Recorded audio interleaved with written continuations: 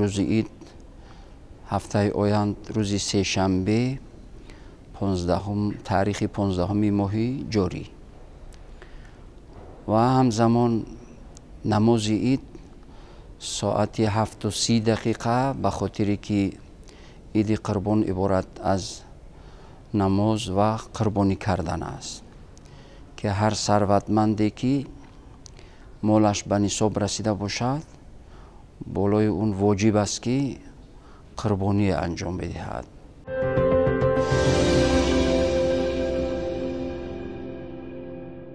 می توانند که گاو را 7 نفر یک جای شریک شوند، از نام 7 نفر یک گاو یعنی قربانی شود و گوسفند برای یک نفر.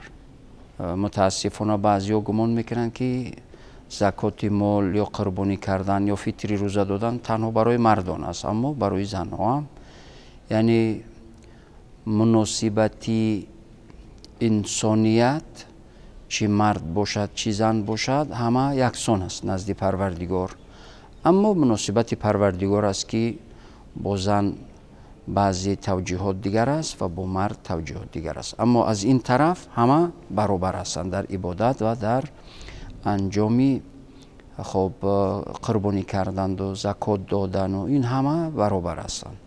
تقسیم اون گوشت هم به عائله های کم بضاعت 3/1 اون اگر که تقسیم شود یعنی مستحب و خوب است.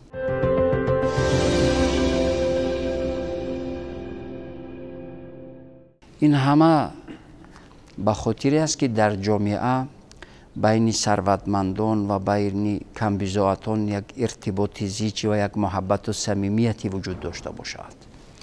البته هیچ عبادتی در اسلام وجود ندارد که از عقب اون عبادت صدها حکمت ها نباشد. حتمی این عبادت ها به خاطری هست که انسان از این عبادت ها برای خود منفعت ها و قبل از همه نزدیک شدن به پروردگار و دوستی و عهد و پیمان دوستی با پروردگار و در نوبت دوم یعنی در بین جامعه یا که بین مسلمان ها و در بین همسایه ها یک محبت و دوستی باید باشد.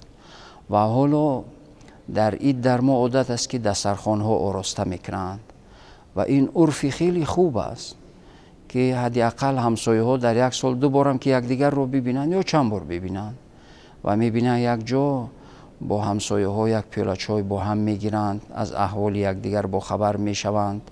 شاید که در مدت این چند روزها و ماهها کینه و کدرتی در قلب اونها با وجود آمده بود، یکدیگر نافهمی در نتیجه همسایه‌داری همسایگی با وجود آمده بود. این روزها مناسبتی هست که انسان از قلبش این کینه و کدرت و این عداوت را دور کند، قلبها را پاک بگرداند. عید برای کی مبارک و با برکت می شود؟ برای انسان با برکت مبارک می شود که قلبش را پاک کند، نیتش را نیک کند.